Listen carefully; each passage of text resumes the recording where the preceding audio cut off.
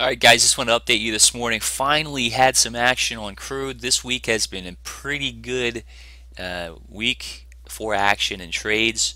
This morning right on the open they had a nice sell-off and we pushed down about 80 ticks from the top here, and I was a little late to the party coming into this, but I decided to get in because it didn't go too far and we had real good volume on it.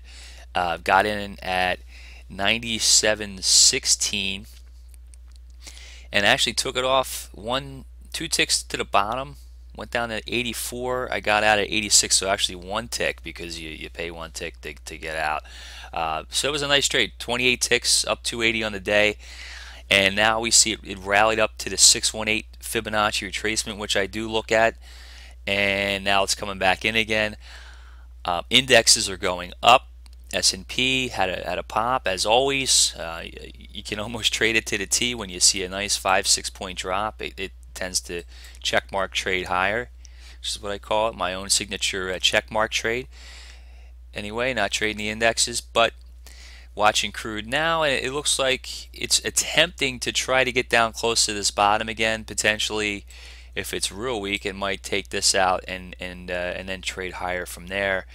But once again, this market has been spring loaded, meaning that when it gets down, it tends to bounce pretty significantly, and you can see it went up. Well, what's this? 30 ticks, 40 ticks, 85, 10, 20, 30, 40.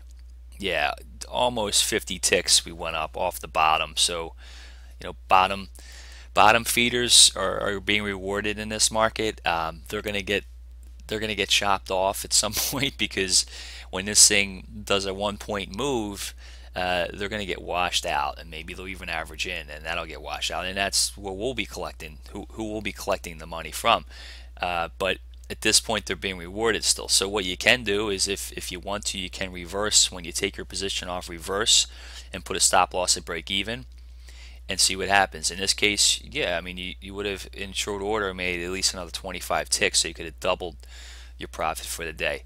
I do that from time to time, but it's not something that I really recommend because it's kind of like catching a falling knife or catching a safe, as I like to use as well.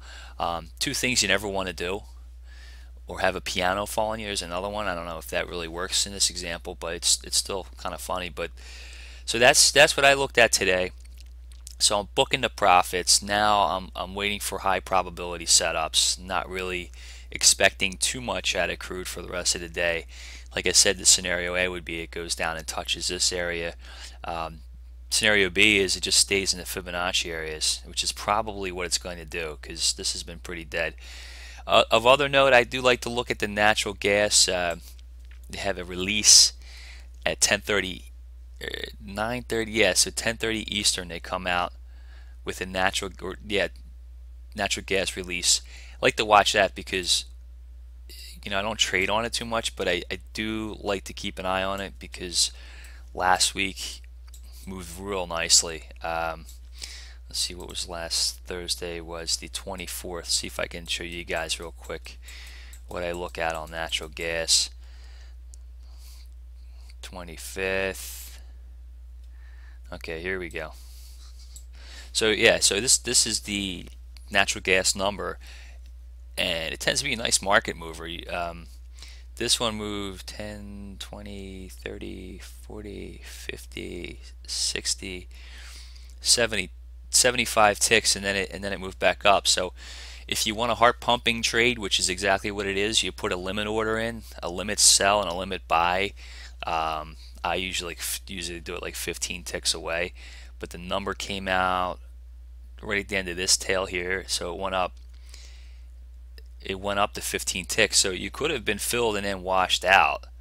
That's the problem. So it's a knife catch. It's a heart pumping trade, but it can work. So maybe you don't get in on a limit, which the limit trade's great because if you catch it the right way, then you're in there, and you can even put a buy in somewhere because usually these things will come and then pop, and you'll be getting out here instead because you won't catch that order. So you put a limit in and then have like a profit target. Or another scenario is you just put a buy in away from the market and then wait for that bounce. But you know, you can see last week it just trended down the whole day. Would have been great just to stay in it. But anyway, just wanted to make note of that. That's coming out 10:30 every Thursday usually, unless the week gets thrown off by holidays. So we'll be watching that. See, back to Crude. It looks like what Crude wants to do now is just kind of jump up and trade around here. This is the high volume area right now, so it probably wants to, you know, kind of just work in that area. So anyway, had a nice trade this morning.